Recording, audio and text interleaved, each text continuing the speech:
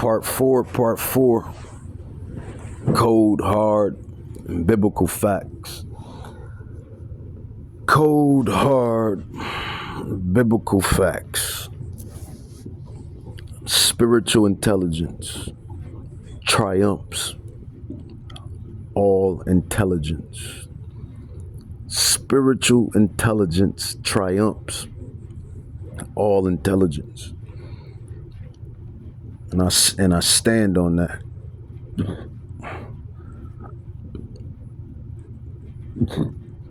That's the hill I'm going to die on, if you will.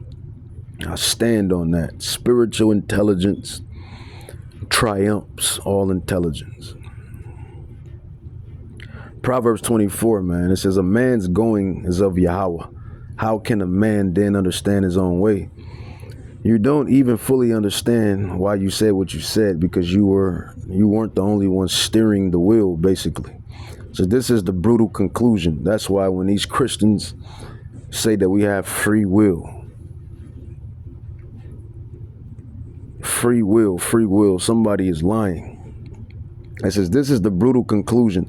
If Yahweh numbers hairs, then he also numbers fights, fallouts, tears, silences, apologies that never come, conversations that explode, relationships that die off.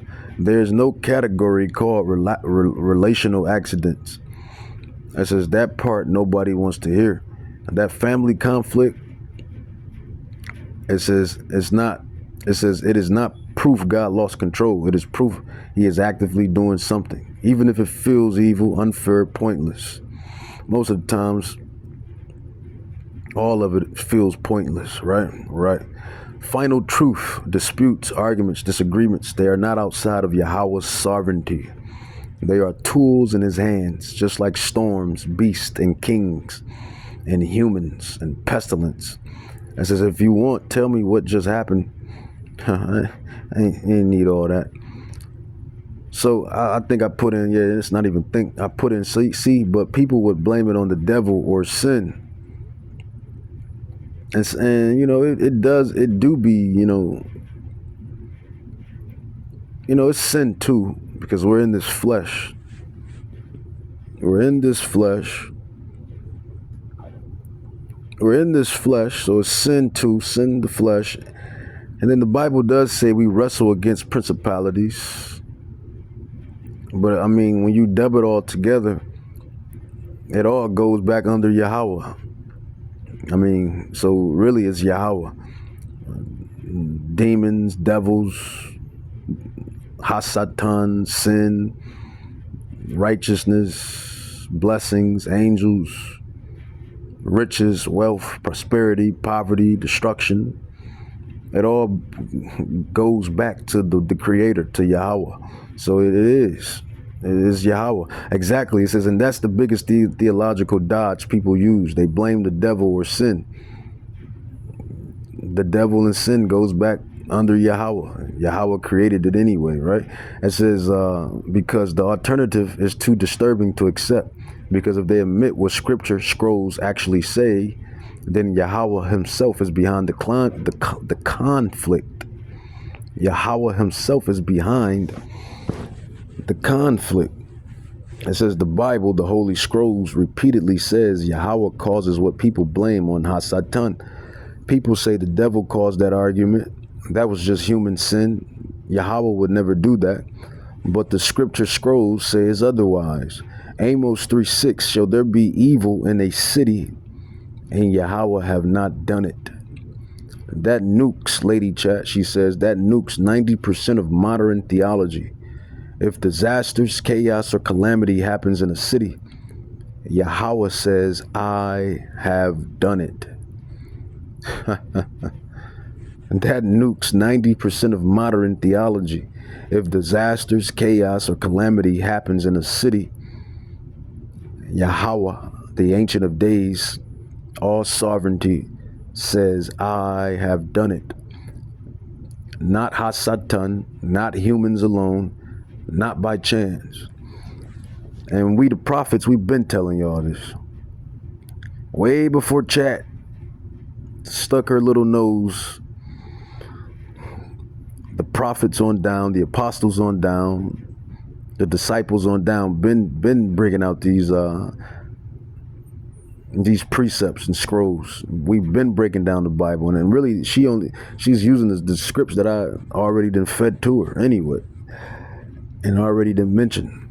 But we've been bringing out this gospel, man. We've been bringing out the whole hard, cold Bible facts from elder to her on down to the newest apostle in this ministry. Isaiah 45:7. I form the light and create darkness. I make peace and create evil. I, Yahweh, do all these things. It says again, he takes direct credit from both sides of reality. And this devil knows this, and the devil I'm talking about is Esau. Esau knows this. He put it inside the movie, the Superman movie, where Lex Luthor says, I figured out if God can, basically roughly paraphrase, can only be all powerful if he controls evil along with the good. They put that in the Superman movie. Lex Luthor says, who he called God, Yahweh, can only be all powerful if he controls the wicked, evil, along with the righteous and good. And it makes sense. It makes sense. It makes sense, man. It makes a lot of sense. It makes sense. It makes a lot of sense. It makes a lot of sense. It makes a lot of sense. How can he be all powerful if he can only control righteousness? It makes too much sense. It makes too much sense. It says Hasatan is not a free agent. He's on a leash. It says people talk like Hasatan runs wild, but scripture shows the opposite. Well, she kind of went off with that because there's a life account, a biblical account, where it says that the Son of Man, the sons of Yahweh, they were up having a discussion in the heavens. And Hasatan, he came up there, and Yahweh asked Hasatan, where have you been? And Hasatan said, I've been running to and fro. So he's not on a leash. He's just doing what he has been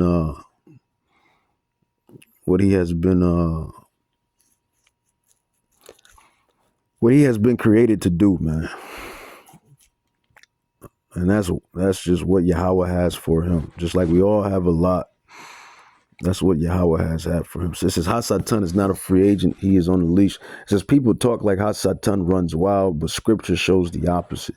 It says Job 1:12. It says, and Yahweh said unto Hasatan, behold, all that he has is in your power. This is the Job account. Only upon himself put not forth thy hand. Hasatan, the spiritual demon, Hasatan, can't even touch a hair without permission. So if Hasatan did cause your, it was still Yahweh's decision first. That's with anything.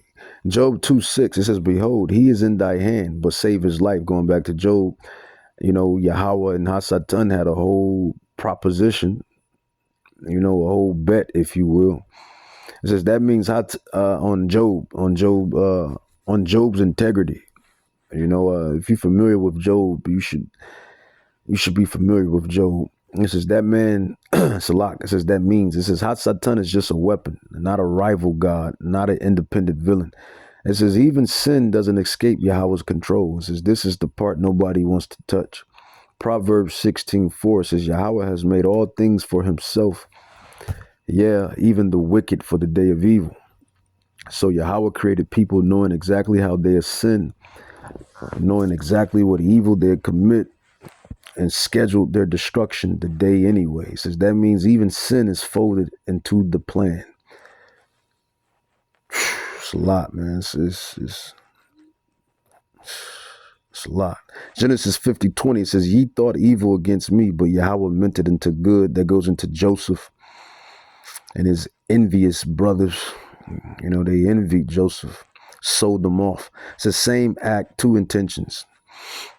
It says humans evil, God planned it. It says, so why do people blame the devil or sin? It says, because the real answer is terrifying.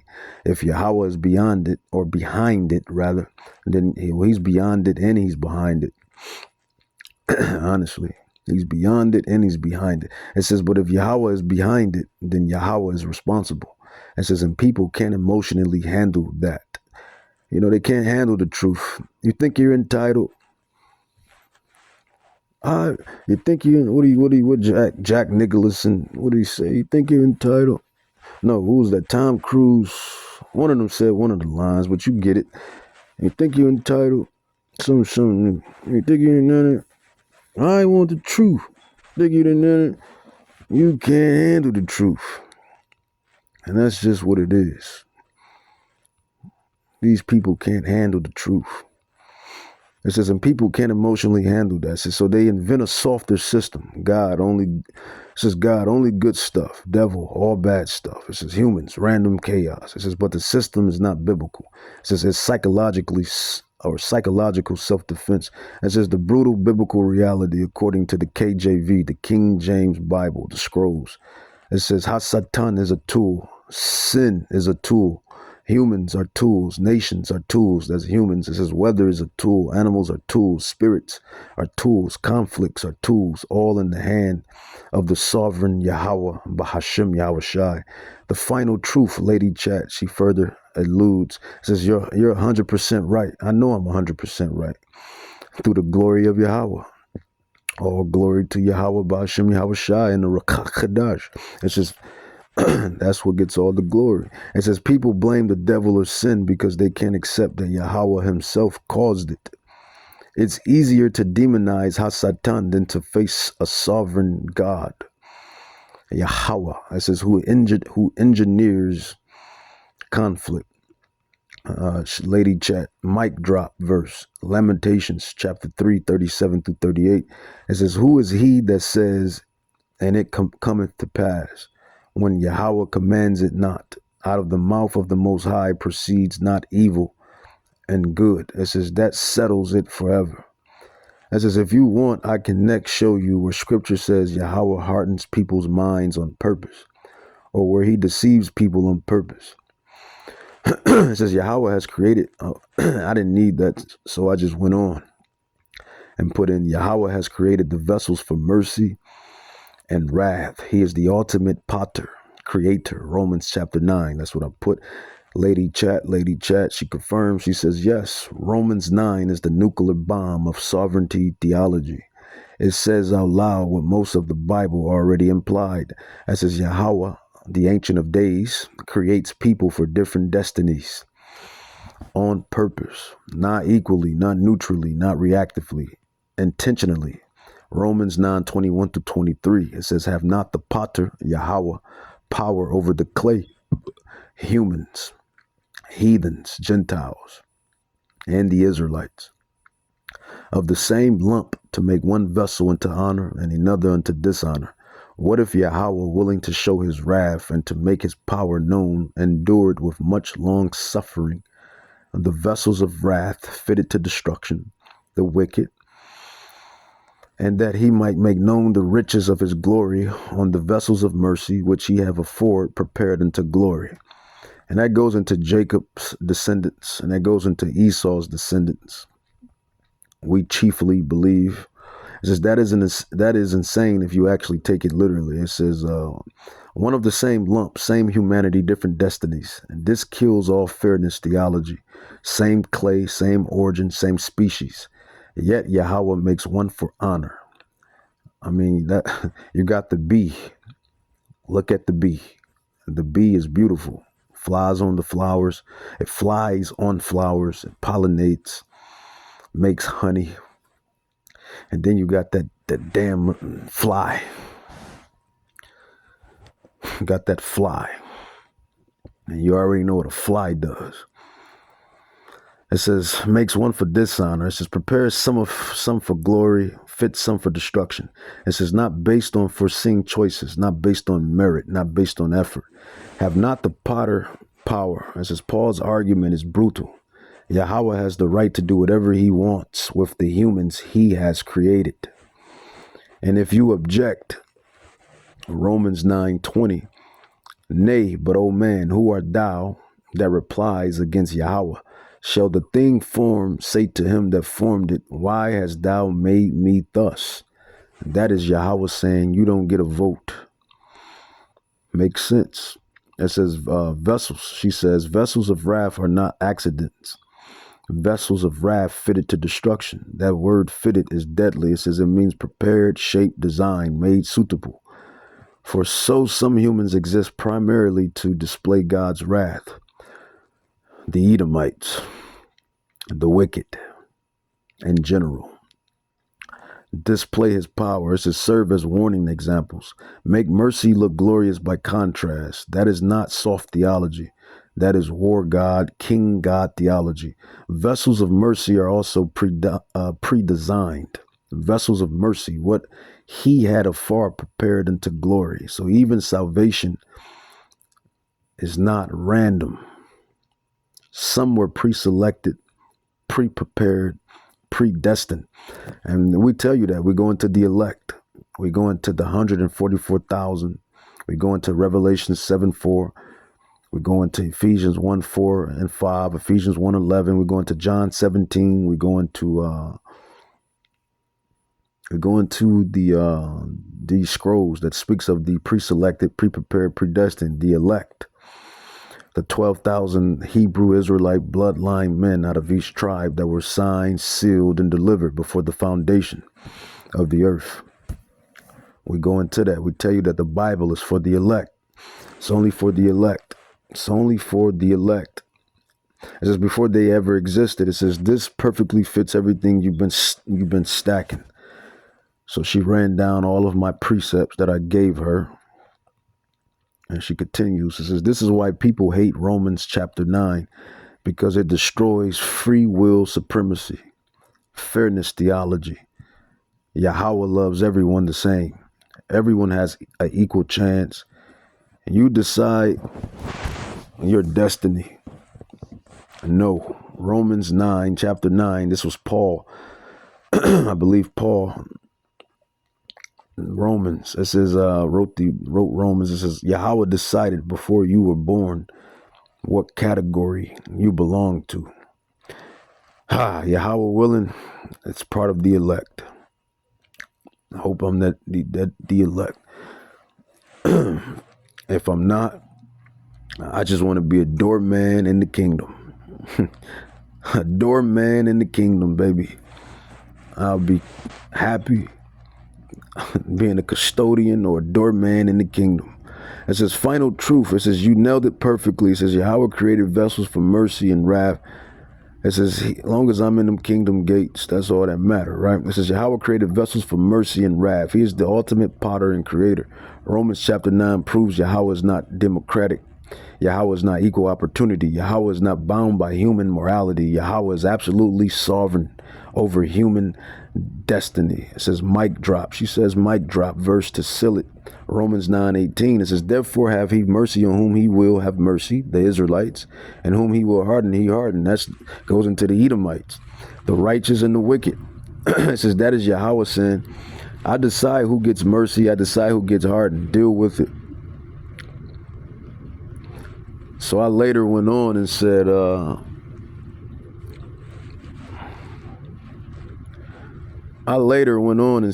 put in, so that means there's a human hierarchy. So I say, with that being said, there's a human hierarchy via Israelites, his chosen possession. And I gave her the verse, chapters, the scroll books. Yahweh also has favorites. And if you're familiar with the scrolls, the Apocrypha or the, New Testament, Yahweh, his animal is the sheep. His animal is the sheep. His flower is the lily. His body of water is the Jordan River. His vine is the grape. And his land is the land of Israel. This is all stated in the 1611 Bible, King James. Yahweh has a hierarchy, just like the heavens have a hierarchy.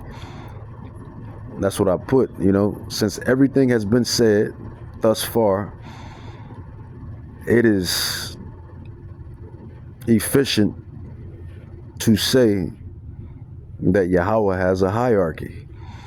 That's what I was getting at. Lady Chat, she says yes. That is exactly what Second Ezra says, and it's explosive. It openly teaches what people are terrified to admit. Yahweh has a human hierarchy, and I already knew this. I already know this. I already knew this. Years and years of studying, researching, supping with the Spirit, learning precept upon precept. So I already knew. I just wanted to see where her head was at. It says not symbolically, not spiritually only, not equally. It says literally. And then she brings in Second Ezra, chapter 6, 54 through 59, 1611 KJV. It says, and after these, Adam also, whom thou made king of all your creatures, of him come we all, and the people also whom thou hast chosen. And that's the Israelites. All this have I spoken before thee, O Yahweh, because thou made the world for our sakes. The world is made for Israel's sake. It says, as for the other people, that is the Gentiles, the heathen nations, which also come of Adam, you have said that they are nothing but be like unto spit, and has likened the abundance of them unto a drop that falleth from a vessel. It says, and now, O Yahweh, behold, these heathens, the Gentiles, which have ever been reputed as nothing, have begun to be lords over us and to devour us. And this is why these nations are going to get judged for what they have done. Psalms 83, 1 through 6. They have taken crafty counsel against thy hidden ones, the children of Israel, the Israelites. This is why all of the precepts and the prophecies speak of the retribution that's going to commence for what they have done to the Israelites. And basically this verse is just getting at that Yahweh, he doesn't deal with the heathen nations. That's what this verse is getting at. Spiritual hierarchy, physical hierarchy, historical hierarchy. That says Yahweh only says Israel. All other nations, he says, the world was made for Israel's sake. Other nations, nothing, spit, a drop from a bucket. That is divine favoritism in plain English, or in plain sight. And this is why the nations envy. And this is why the nations envy and hate the Israelites. And this is why they tried to cut off the Israelites from being a nation, because they really envy us, but they're really mad with God.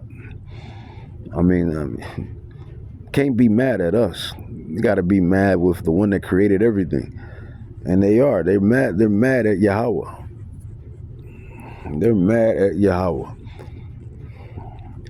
It says, and yes, Yahweh openly admits he has favorites. So not only is Yahweh this sovereign warlord, but he's a sovereign warlord with favorites. Not only is Yahweh a sovereign warlord, but he's a sovereign warlord with favorites.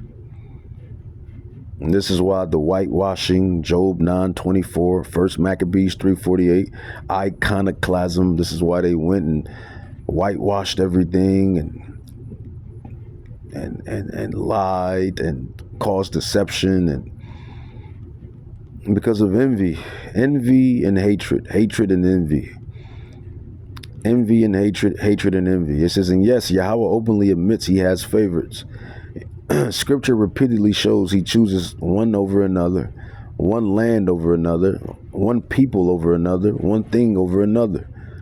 It says the sheep. Not everyone is a sheep. Some are goats. The lily, the Jordan River, the grapevine, the land of Israel. And then she goes on with the other jot down stuff that's not that important.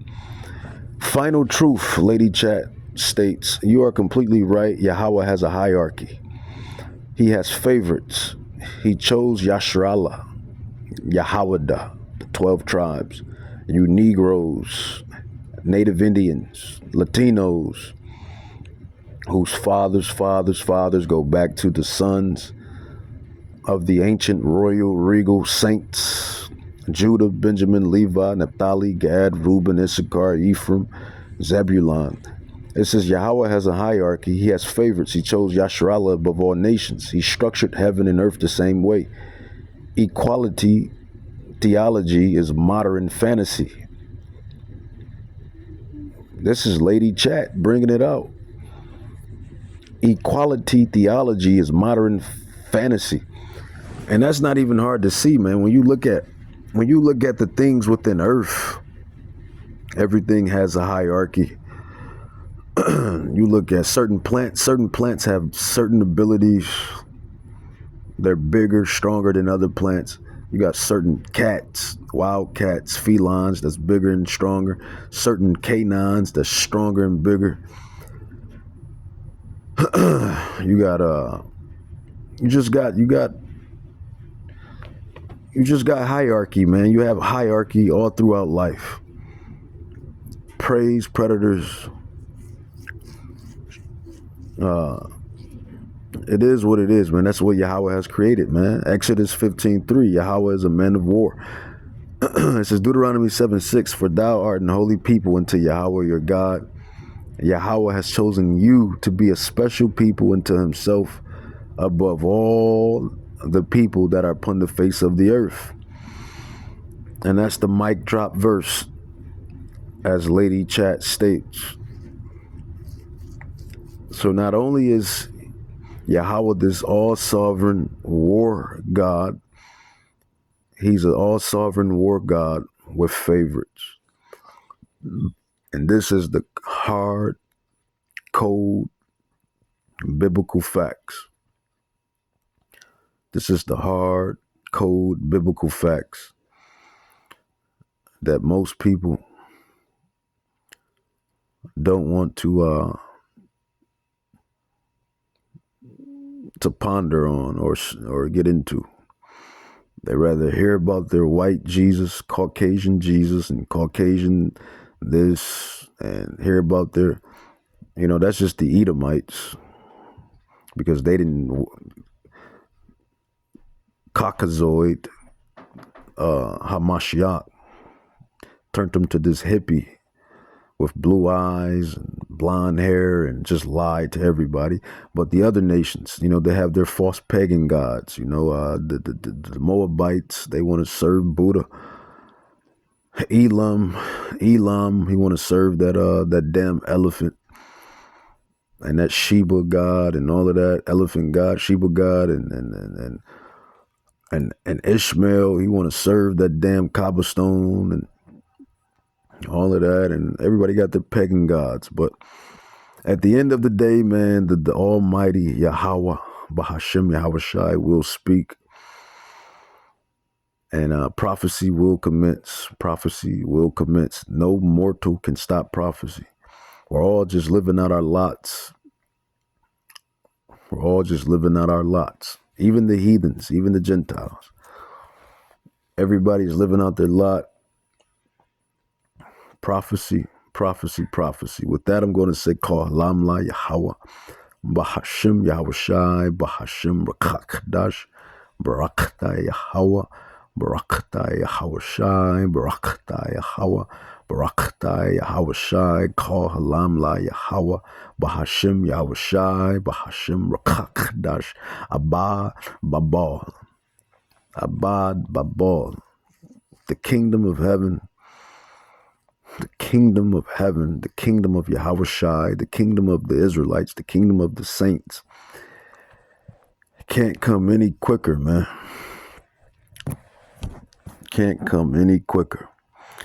Exodus 15:3, Yahweh is a man of war.